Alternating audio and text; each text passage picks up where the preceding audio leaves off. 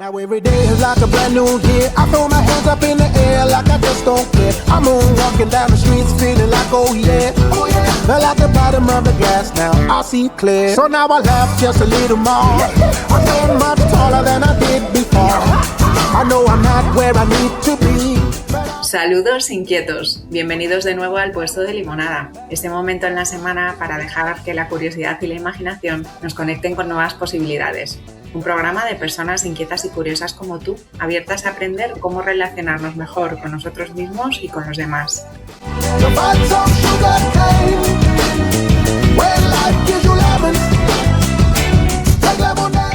Soy Ana Gaer, curiosa e inquieta, y si también te interesa cuidar tu bienestar y desarrollo integral, podemos conectar en mi rincón en redes de Enciende tu Talento.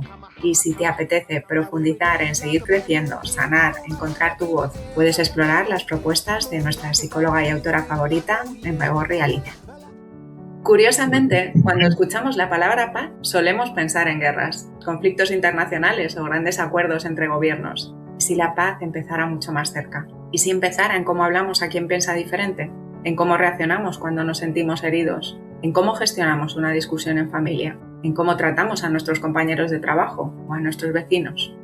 Jean-Paul Lederach, uno de los grandes referentes mundiales en la creación de una cultura de paz duradera, afirma que la paz no se construye solo resolviendo conflictos, sino aprendiendo a crear relaciones que sean capaces de sostener las diferencias sin destruirse. Y eso es cosa tuya y mía, nos afecta a todos.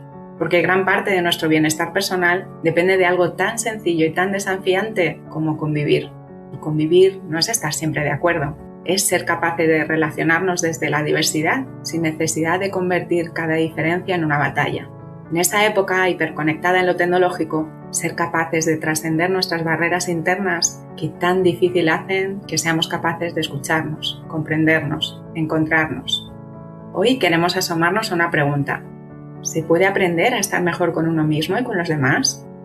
Y para ayudarnos a exprimirla, contamos con Pedro María Uruñuela, referente en cultura de paz, convivencia positiva y bienestar socioemocional, que nos acompaña para descubrir si es posible una educación para el bienestar personal y también para el compartido, que nos ayude no solo a mejorar las escuelas, sino también nuestras familias, nuestros barrios, nuestras relaciones en cualquier ámbito.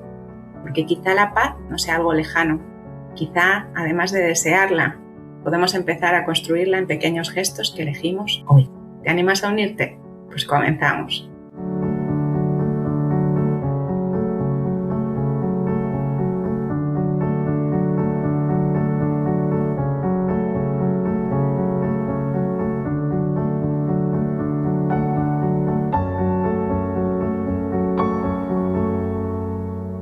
Y esta pregunta, si es posible aprender sobre bienestar emocional, sobre cultura positiva, es otra manera de preguntarnos si es posible aprender a bien vivir. Y si tú que estás del otro lado te animas a unirte a esta conversación, pues vamos a jugar con nuestro calidoscopio, vamos a sumar tu mirada con la mirada de nuestra compañera Alicia. Bienvenida, Alicia. Gracias, Ana. Buenas tardes. Y vamos a sumar también la mirada de un invitado que es Pedro María Uruñuela.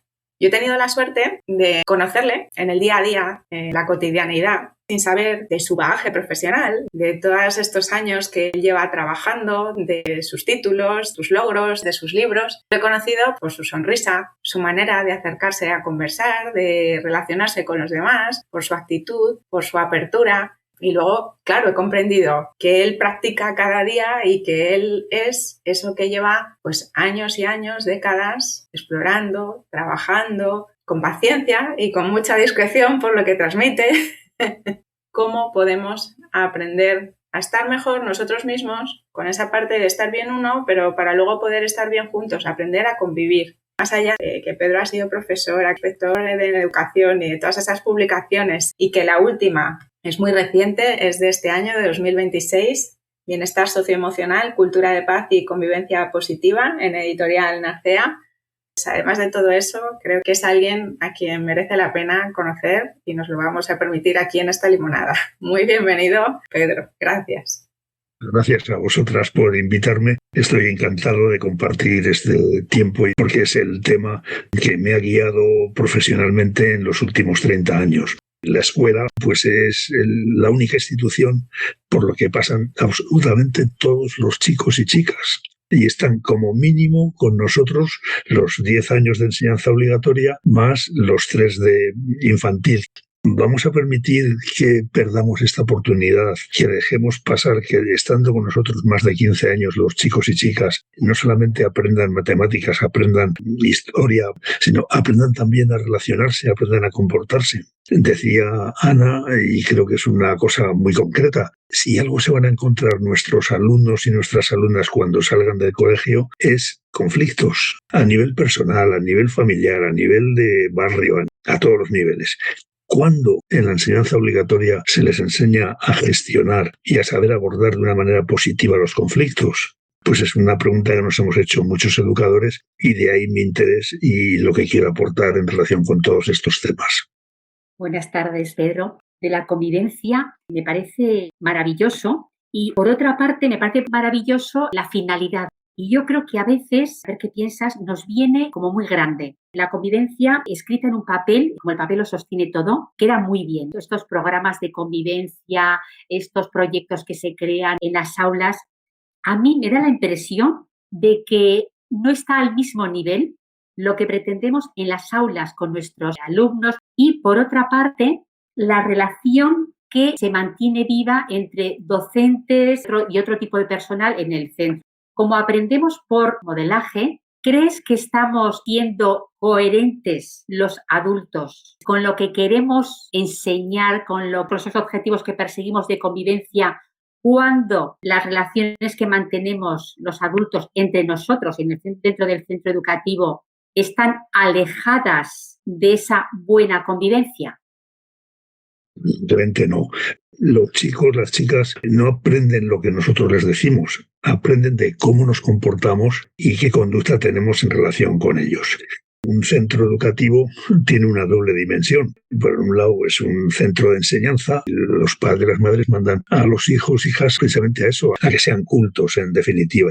Pero a la vez que es un centro de transmisión de conocimientos, es un centro de convivencia. ¿Cómo aprenden nuestros chicos y chicas? Relacionándose con otras personas. Y en la pedagogía y la psicología del aprendizaje es fundamental la relación que se establece dentro del grupo clase, los amigos, como mecanismo de aprendizaje. Si yo te preguntara, Alicia, ¿cuál ha sido la mejor maestra o el mejor maestro que has tenido a lo largo de toda tu vida? Estoy seguro que no vas a decir, era una persona que sabía muchas matemáticas, que se le daban muy bien, que explicaba estupendamente la gramática. Yo, por lo menos, de los que me acuerdo son de aquellos que sabía entenderme, escucharme, animarme cuando lo necesitaba, sabía empujarme para que siguiera estudiando. Esos son los maestros que me dejaron la huella y de los que mejor recuerdo tengo. Son dos dimensiones. El centro educativo es un centro de instrucción, pero a veces es un centro de convivencia. Y lo que condiciona la instrucción y el aprendizaje suele ser el clima de aula, el clima de convivencia, el clima de relación. Y quiero aprovechar para justificar un poco por qué se pone en primer término ahora este planteamiento de trabajar la convivencia, trabajar la cultura de paz y trabajar el bienestar emocional. Yo creo que en los últimos años hemos tenido una evolución importante. Yo creo que se ha dado un énfasis excesivo desde mi punto de vista, discutible por supuesto, sobre la evaluación, la clasificación de centros, la clasificación de alumnos, que lo que importa es quedar por encima. Y se nos ha olvidado un poco la dimensión humana, relacional, de aprender a convivir en los centros educativos a través del ejemplo que damos nosotros los profesores y profesoras, del clima que creamos en el aula. Y ha habido un punto de inflexión muy importante que fue el COVID. Se dejó de dar clase. En la medida en que pudimos, recurrimos a las clases a través de Internet. Consecuencias que ha tenido desde el punto de vista educativo la epidemia del COVID han sido importantes. ¿Por qué? Porque se perdió ese contacto cara a cara. Los chicos echaron muy en falta poder juntarse. Y entonces esto ha puesto en primer término problemas que antes no éramos conscientes de ellos. El incremento que he visto y he vivido, la ansiedad, el aumento del estrés y el incremento de los intentos de suicidio en los jóvenes.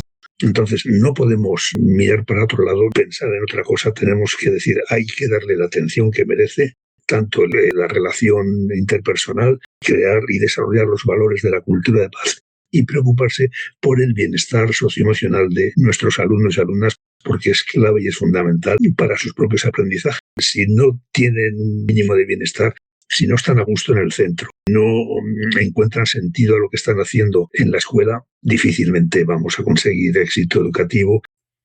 Pedro, a mí hay algo que Sí. me resulta muy interesante, exportar conocimiento de unas áreas a otras. Tú llevas 30 años de experiencia en esto. Aún mejor me lo pones. Mejor hay personas que si yo no me dedico al ámbito docente ya hago una desconexión y digo esto no va conmigo, pero es que esto va con todos. Para conectar toda esa experiencia y todo ese bagaje que tú nos puedes aportar con la experiencia de cualquier persona, sea cual sea su ámbito profesional o esté en la etapa vital en la que esté, me gustaría que nos ayudases. Tú has dirigido a esos nuevos profesionales que la Ley de Protección de Infancia y de la Juventud prevé que haya un coordinador de bienestar en los centros educativos. Tú le has dado a estos profesionales unas herramientas para hacer su trabajo.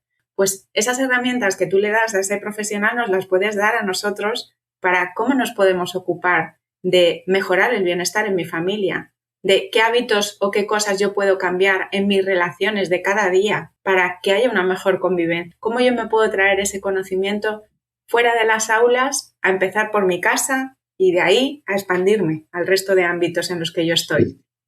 Yo me he centrado más en el ámbito educativo, pero evidentemente pensando en educar para la vida. A mí lo que me interesa de la escuela es preparar para la vida, pero una vida plena, una vida feliz, una vida en la que disfruten. Centrando un poco en el ámbito mío educativo, prólogo del libro, hablo de un buen amigo que murió justo antes de la pandemia y que decía que en el Ministerio de Educación faltaba la Dirección General del Cómo. Es decir, tiene muchas ideas, pero ¿cómo se llevan a la práctica? Y lo que he pretendido ha sido eso. En los 3 grandes apartados, el bienestar socioemocional, la cultura de paz y la convivencia positiva, mostrar en qué consistían y luego dar herramientas en cada uno de los capítulos, cómo trabajarlo esto en el centro, cómo trabajarlo con el alumnado, cómo trabajarlo también con los compañeros y compañeras del claustro, con las familias, para llevarlo adelante. El problema del bienestar es que es algo subjetivo. Yo me encuentro bien, estoy a gusto conmigo mismo, pero a la vez es algo objetivo. Y muchas veces nuestros chicos y chicas se quedan en ese nivel subjetivo. La pregunta que se hacen, ¿cómo puedo sentirme mejor? Y entonces buscan, sea en el deporte, a lo mejor entran en consumo de drogas o el consumo de alcohol, en un enfoque demasiado individualista y de consumidor. Y desde el punto de vista educativo lo que decimos es, tenemos que crear una serie de valores en la autonomía de cada persona, enseñarles a hacer un proyecto de vida para el bienestar y para la felicidad. Me siento a gusto con lo que yo hago, responde a mis valores, responde a lo que yo quiero ser en el futuro. Esto lo empiezas desde infantil y terminas en secundaria, y es una tarea tan importante y que no es incompatible con saber muchas matemáticas o saber mucha historia. Insistimos básicamente en 3 cosas. En primer lugar, ¿y cuáles son los valores del bienestar socioemocional? En segundo lugar, es imprescindible una buena educación socioemocional. Y la educación socioemocional se empieza desde infantil. Y una de las cosas que puse en marcha en La Rioja fue precisamente un programa abierto que está a disposición de todo el mundo. Y en tercer lugar, un concepto que me parece que es importante y muy relacionado con la convivencia y con la cultura de paz, que es el cuidado y el autocuidado. Poner al alumno y a la alumna en el centro de toda la acción educativa, frente a lo que yo llamo la tiranía del currículum. Mi asignatura es fundamental, tengo que enseñar esto, y el que no lo supere, en lugar de preguntarme qué necesita esta persona, qué aspiraciones, qué valores tiene que desarrollar, y lo pongo en el centro. De tal manera que el currículum, los aprendizajes van sometidos o condicionados a estas necesidades que tienen todas las personas. Son los 3, trabajar los valores propios del bienestar, la educación socioemocional y el cuidado como un elemento clave para la organización del centro. El bienestar socioemocional es incompatible con la violencia, pero yo en lugar de hablar de violencia prefiero hablar de cultura de paz y trabajar el enfoque de los conflictos desde pequeños, desde que empiezan, y poner en marcha mecanismos, abordar los conflictos, enseñarles a analizar los conflictos, cómo buscar el acuerdo, cómo buscar lo que nos une, no solo lo que nos separa. Lo contrario de lo que están viendo la televisión de los políticos, lo contrario.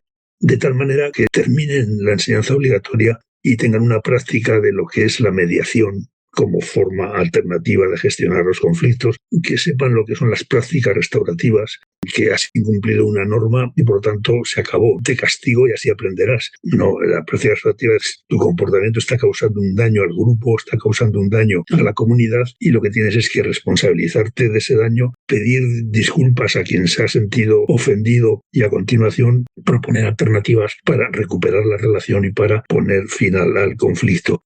Son nuevos enfoques que cuesta. Del decreto de convivencia en La Rioja, los profesores, los directores y directoras de instituto vinieron y me dijeron o quitas esto o dimitimos todo, porque es que no podemos expulsar. Yo lo que estoy diciendo no es que miréis para otro lado, lo que estoy diciendo es que os pongo en todos los institutos un aula de convivencia con personal para atender al alumnado que vaya, para que puedan buscar otra alternativa y aprendan otro enfoque distinto de los conflictos y de rechazo de la violencia. Y todo eso culmina pues en la convivencia positiva, aprender a relacionarse, aprender el sentido de las normas, la participación como algo fundamental. Yo les ponía un ejemplo. En Estados Unidos todos los estudiantes tenían que apuntarse a un programa deportivo y tenían que estar en un equipo de lo que fuera y tal, pero que era un elemento fundamental. ¿Y por qué no nos planteamos lo mismo en el centro? Que todos los chicos y chicas tengan una responsabilidad, participen activamente en el centro y se consideren parte del centro porque se cuenta con ellos y puede ir desde los que les gusta y mantienen un centro bien cuidado, bien organizado. Yo creo que hay que dar oportunidades de participación, de autonomía, de responsabilidad, porque además es clave para sentirte a gusto. Y un chico, una chica vive, que se cuenta con él, que se escucha su opinión, que se le pide ideas, que además a la hora de resolver un problema se hace colectivamente a través de un diálogo restaurativo, pues eso cambia y es otro centro completamente distinto. Texto de Paulo Freire que dice eso, la escuela es un sitio en el cual hay personas, hay libros, hay clases, pero lo importante son las personas que hablan, que se quieren, que se relacionan y en un centro así, dice Paulo Freire, es facilísimo aprender y sobre todo ser feliz. Esa es un poco la filosofía que he intentado plantear y presento en el libro. Pedro, el nivel de la capacitación. Me refiero que a nivel académico, de asignaturas, los docentes tienen una preparación adecuada con la asignatura que vayan a impartir. Para eso se han formado. Mi pregunta es, ¿quién o cómo se capacitan los docentes para la cultura de la paz? Es un problema que no hemos resuelto. Me acuerdo de una persona que llegó al instituto y no sabe ni cómo se abría la puerta, por decirlo de alguna manera, ¿no? Y a mí nadie me ha hablado nunca de cómo es un adolescente y mucho menos de cómo son los adolescentes de 30 en 30, que no tienen nada que ver. Y mucho más ahora, la educación es mucho más compleja. Te encuentras desde una cantidad de motivación distinta, pasando por intereses, por situaciones familiares, chicos y chicas que no dominan el idioma, sobre todo africanos y subsaharianos, y no nos han preparado. Y ahí mi interés en trabajar mucho la formación del profesorado para poder abordar estas nuevas situaciones. A mí no me extraña el panorama que estamos viviendo a final de curso de las huelgas en Madrid de educación infantil, Comunidad Valenciana como que llevan ya no sé cuánto tiempo, que se ve claramente que no es solo una motivación económica. Cataluña está exactamente igual. Madrid se está preparando para septiembre una serie de concesiones que tiene que hacer la Consejería de Educación o hacer una huelga a partir del mes de septiembre. Entiendo las razones que puede tener el profesorado y creo que es una responsabilidad del Ministerio y de las comunidades autónomas el definir y decir quién necesita hoy una persona para ser profesor o profesora en este sistema y sobre todo en la etapa de secundaria. Falta una preparación específica y lo digo con todo el cariño hacia los compañeros. No pretendo ni molestar ni herir a nadie, ¿no? Pero que es necesario una formación y una formación mucho más pegada a la tierra, pegada a lo que sucede en las aulas. Falta ese contacto con el día a día, cómo son los chicos y chicas, qué significa educar, dónde vamos, que no es que sepan mi asignatura solamente, que es más cosas. Y estoy convencido que es muy importante las asignaturas, porque si no, nadie hubiéramos elegido esa carrera. Para los profesores nuestra materia es lo más importante, por eso nos hemos dedicado a ello. Pero tenemos que decir que es que el objetivo es otro, que el objetivo es los chicos y chicas que tienen que salir adelante y que hay que educarles. Tú estás ofreciendo herramientas y estás ofreciendo recursos y poniéndolos a disposición, Pedro, pero cuando uno no comprende la mentalidad y el nivel de conciencia desde el que se ha creado una herramienta, cuando va a utilizar la herramienta, pues no sé si recordáis esa publicidad de una tribu indígena que le buscaba usos posibles a una botella de Coca-Cola. Si yo, en mi paradigma no está el para qué sirve esto, pues esto puede servir para cualquier cosa. Si yo le doy estas herramientas a alguien que no comparte ese paradigma desde el que se ha creado, pues uso la herramienta para lo que yo considero y como yo buenamente entiendo desde la mentalidad que yo tengo. Y si a eso le sumamos esa falta de capacitación, se comprende mejor que por un lado están nuestras intenciones y por otro lado va nuestra realidad. ¿Y cómo podemos, cada uno de nosotros, empezar a salvarlo? Es qué puedo entender sobre las relaciones personales, sobre los conflictos, para empezar a practicarlo en mi vida, para empezar a practicarlo en mi familia, en mis relaciones cotidianas, y que luego eso es lo que yo, como agente no formal de educación, voy a ser un elemento más en la sociedad que está ahí al servicio de esos chicos y chicas para darles un ejemplo de lo que puede ser convivencia positiva. ¿Qué necesitamos cambiar?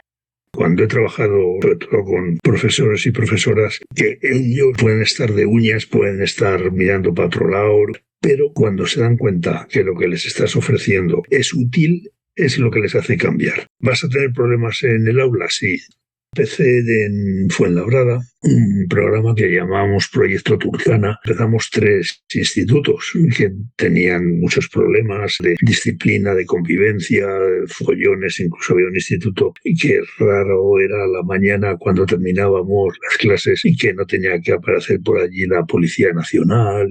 Y empezamos en 3 institutos, 3 grupos pequeños de profesores en cada instituto a trabajar y a ver cómo podíamos, siempre partiendo de situaciones concretas y cómo abordaríamos esto, qué podemos hacer y qué no podemos hacer. Cuando empezamos a decirles, mira, es que esto funciona.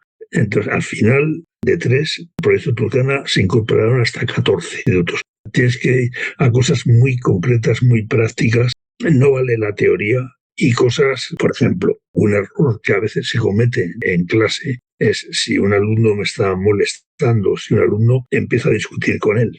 O te callas o voy a tomar otras medidas. Me da igual, toma las medidas que quieras. Oye, no me respondas así. Oye, no, pero es que te voy a mandar a la dirección. La dirección irás tú, yo no pienso ir. Y no hay nada peor para un profesor o una profesora que ponerse al mismo nivel que el alumno y discutir algo que es un círculo vicioso. Le dices, mira, tú lo paras, dices, oye, cuando terminemos la clase voy a hablar contigo. Y empezamos a hablar y la clase sigue, se calla, porque lógicamente el grupo de clase se pone a favor del alumno, nunca se pone a favor de la profesora o del profesor. Entonces, cuando ves que eso funciona, de los libros planteo 20 cosas que se pueden hacer en clase antes de echar a un alumno o mandarlo a dirección. Inconscientemente, si tú vivencias, por ejemplo, lo de ganar, o sea, yo gano y tú pierdes, o perder. Yo he visto situaciones entre el profesorado de perder, grotescas por no ponerse de acuerdo. Si tú eso lo vas vivenciando, lo asimilas, luego lo llevas al día a día de la práctica, en la familia, con los amigos, a nivel del barrio, a nivel de todo. Pero es esa formación, Ana, que yo creo que hay que empezarla desde pequeños y que sea un elemento básico y fundamental. Y hay veces que te cuesta también convencer a las familias. Que no se preocupe, que eso ya lo hago yo. No, yo creo que tenemos que hacerlo entre todos y todas, y que lo que aprendan en el centro educativo, en la escuela, en el colegio o en el instituto, lo apliquen luego en su casa y que luego lo que se aplique en casa pues sea coherente con lo que enseñamos en el colegio. Por eso es muy importante con las asociaciones de padres y madres para conseguir esta coherencia, esta continuidad y que no pase lo del síndrome de Penélope, la mujer de Ulises, que tejía durante el día la túnica y por la noche la deshacía porque sabía que su marido estaba vivo y que iba a volver. Entonces, empezando desde el primer momento, consiguiendo que padres y madres se impliquen, que es difícil, pero que es básico y fundamental. Yo me llevo de esta limonada la esperanza de que la convivencia es posible, que aunque es una asignatura, yo creo, pendiente para muchos de nosotros, padres, madres, docentes, pero hay esperanza porque estás dando también ejemplos de que se está haciendo, de que viendo la utilidad, más personas, más docentes, más padres y madres, nos subimos al carro de este educar en la paz y que, bueno, la cultura de la paz tiene que ser el baluarte, ¿no? Y el estandarte donde todos miremos y todos aupemos. Yo, por mi parte, darte las gracias, Pedro, por este tiempo que has compartido con nosotras y con el puesto de Limonada, por esta sabiduría tan práctica y tan útil, tan de diario y con personas tan importantes como son los jóvenes, chicos y chicas que tenemos en los centros y también, como bien dices, padres y madres, porque los chicos luego vuelven a casa. Te agradezco que me hayáis dado esta oportunidad y eso, a disposición, lo que necesitéis. Encantado, además. Muchísimas gracias, Pedro. Pues ojalá que les sirva a muchos profesionales, que les sirva a muchos centros. ¿Qué pasaría si en la sociedad nos enfocásemos menos en esa productividad o en ese crecimiento económico y empezáramos por sentar la base de primero vamos a aprender a convivir y después ya vamos a buscar juntos cómo desarrollarnos de la mejor manera posible? Pues a lo mejor las cosas no se irían de otra manera. Eso estoy convencido, que sería completamente distinto. Muchísimas gracias. Y como siempre terminamos el programa, Be Better o Be Better juntos. Contigo. Be Better.